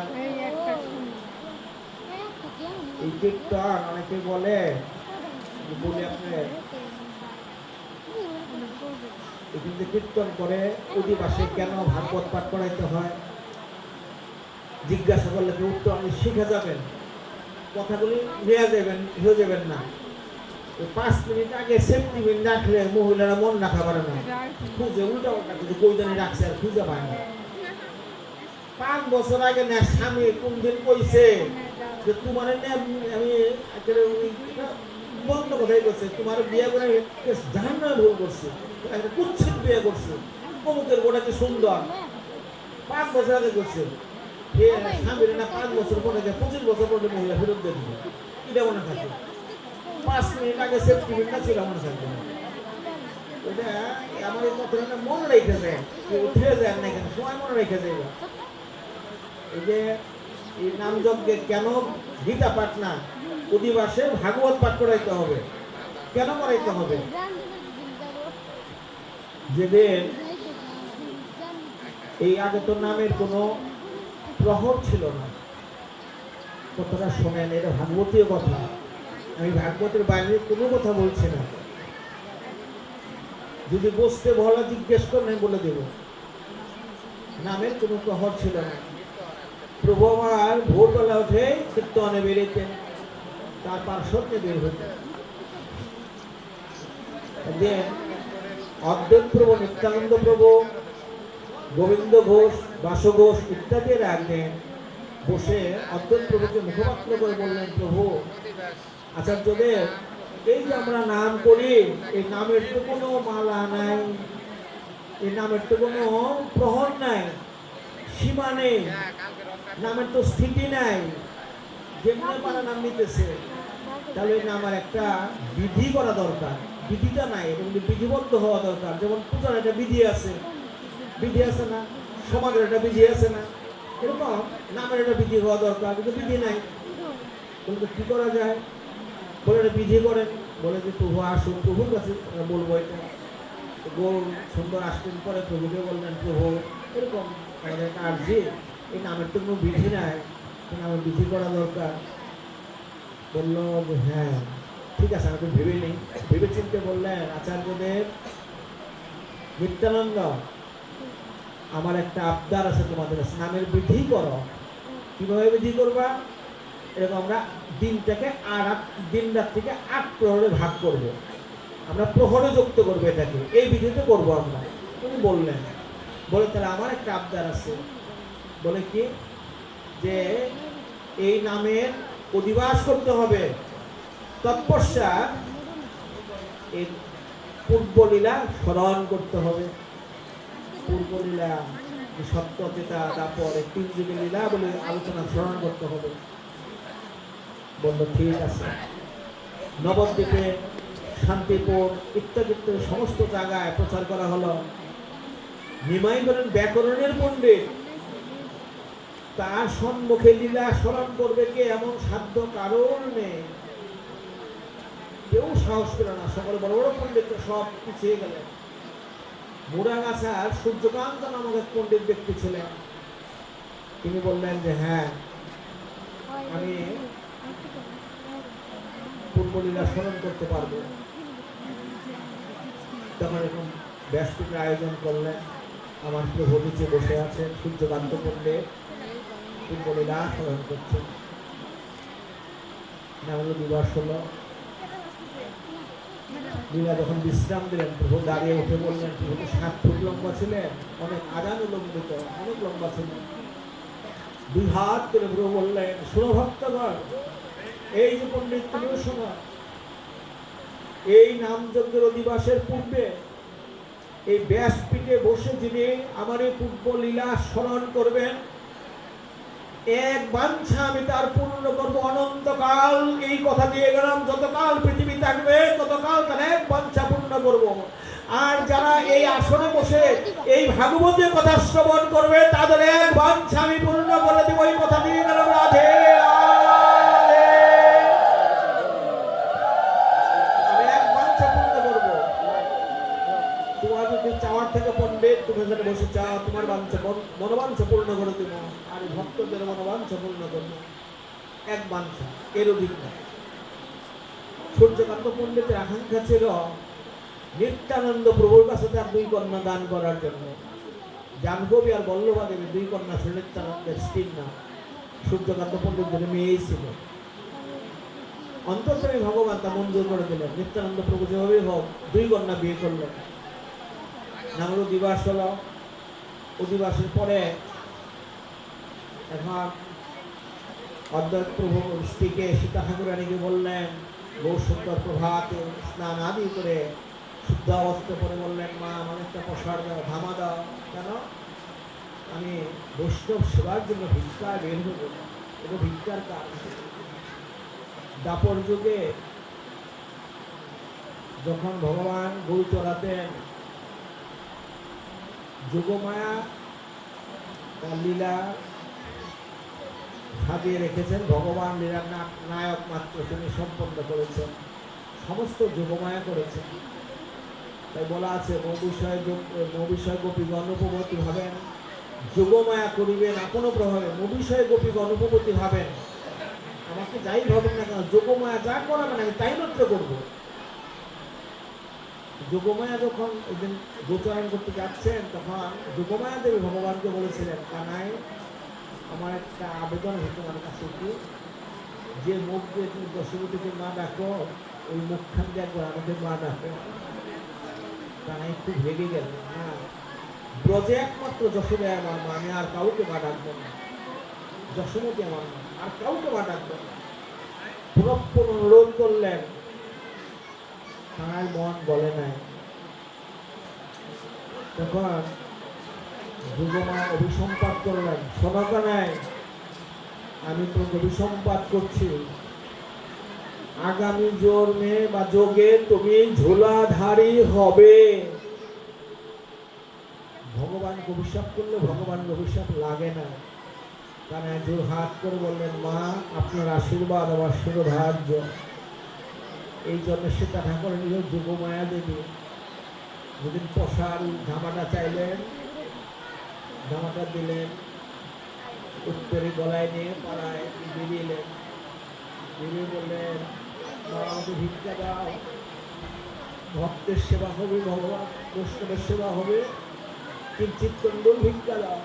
ভিক্ষা দিতে আসছে না, তার উত্তরটা পেতে দিয়েছেন, মা তোমাদের চরণ ঝেড়ে একটু ধুলা দিয়ে যাও, আবার তো সৌভাগ্য হবে না তোমাদের ধুলা নেওয়ার জন্য, তাই সমস্ত ভক্তরা ধুলা দাও, ধুলা যেন আমি মেঘে তোমাদের ভক্তের রস আস্বাদন করতে পারি। রাধে রাধে।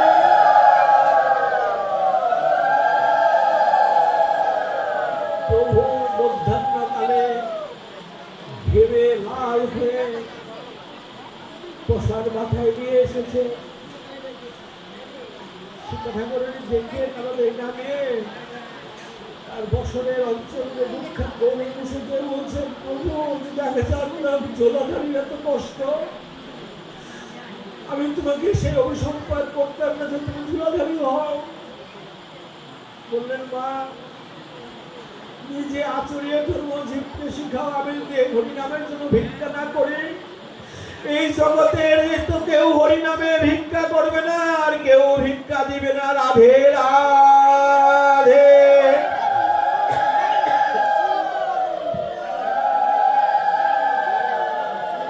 ভিক্ষা দিবে না, আমি ভিক্ষা না করি তবে কেউ জগৎ ভিক্ষা দিবে না। তবে অহংকার নাম হবে, নামে তো অহংকার শূন্য হবে না। আমি ভিক্ষা করে প্রচলন করে দিয়ে গেলাম। কেউ যদি মৎস্য করে সেখানে দেখো ভিক্ষার মিশ্রণ না করা হয়, তাহলে আমি সেটা গ্রহণ করি না, সেটা বহু সুন্দরের ভোগে লাগবে না। গ্রামে গিয়ে ভিক্ষা করতে হয়, উঁচু মাথা নিচু করে গলায় বস্ত্র নিয়ে বলতে হয়, এখন ভিক্ষা দাও মা, এখন ভিক্ষা দিন মা, বৈষ্ণব সেবা হবে। একটা ভিক্ষু কত আমরা মস্ত কথা বলি, ওই সহ্য করার জন্য, ওইটুকু শিখার জন্য। মৎসব হলো একা করা যাবে না, একটু ভিক্ষার চাল মিলাইতে হবে। 10 বারে 10 ফুট চাল দিয়ে মহাপ্রভুর ভিক্ষার ভোগ হবে, আর অনন্ত কোটি ব্রহ্মাণ্ডের বৈষ্ণবগণ আনন্দে ভোজন করবে। রাধে রাধে।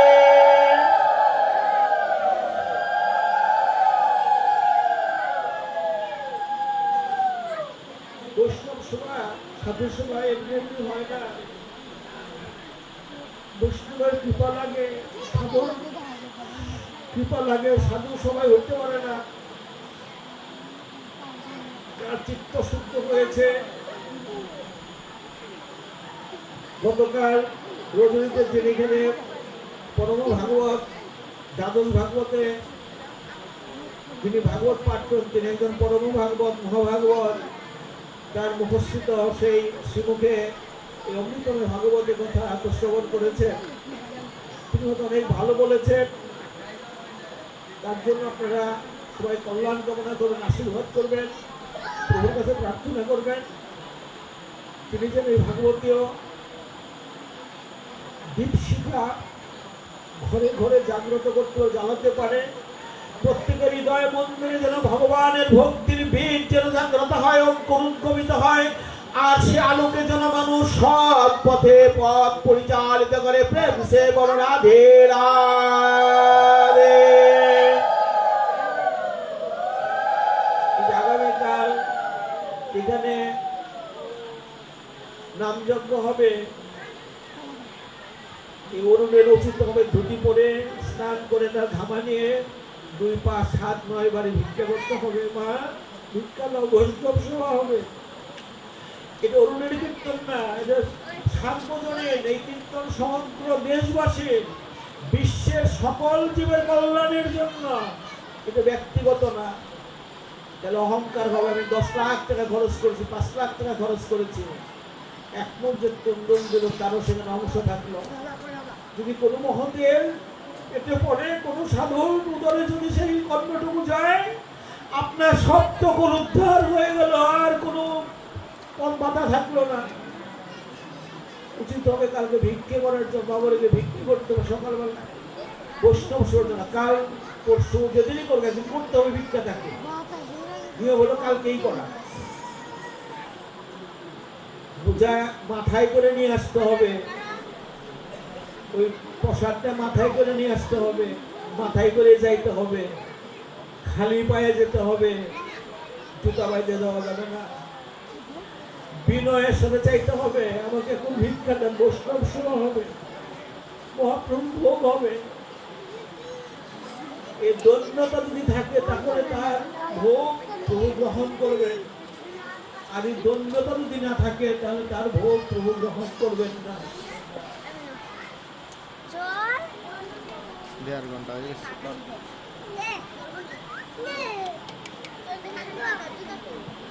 মা এখন আরেকটা কথা বলে দিই, কিছু বিভ্রান্তিকর কথা হয়, কথা শিক্ষা দরকার। এটা আমাকে অনেকে বলে, অনেক জায়গায় বলে, আমি প্রায় আসলে এটা বলি। শাস্ত্রে একাদশী সদবান নিষেধ, এটা নিয়ে খুব আলোড়ন সৃষ্টি হয়েছে। গয়া, গঙ্গা, বারাণসী ব্রতের মধ্যে একাদশী। আমি কোনো ব্রতকে ছোট করি না, সব ব্রতই সমান মূল্যবান। একাদশী নিত্যা সিদ্ধা, বিষ্ণু দেহ সমুদ্ভতা। আমাদের কলিযুগে যোগ ধর্ম অথবা স্মৃতিশাস্ত্র, বৈষ্ণবের স্মৃতিশাস্ত্র হল আপনার হরিভক্তি বিলাস। আর শাস্ত্রের কোন জায়গায় সদবার একাদশী এই কথা উল্লেখ নেই। ব্রত উপবাস নিষেধ। গল্প মনে লাগে, একটু ভালোভাবে বুঝতে। অনুসরণ নাম অনেকেই জানেন, জানেন না? অনুসরণ নাম তো অনেকেই জানেন, তাই না? একবার দেবর্ষী নারদের পেটের পীড়া হয়েছে, পেট ব্যথা। স্বর্গের কবিরাজ হল ধন্বন্তরী। ধন্বন্তরীর কাছে ওষুধ খায়, ব্যথা কমে না, একটু কমে যায় না, নির্মূল হয় না। 1 বছর ওষুধ খেয়েছে, ব্যথা কমে না। সে মাঝে মাঝে ব্যথা, উৎকট ব্যথা, চিৎকার করে দেবর্ষী নারদ। তখন ধন্বন্তরী ওষুধ ভিড়িয়ে ভিড়িয়ে দেয়, কিন্তু নারদের ব্যথাটা কমে না।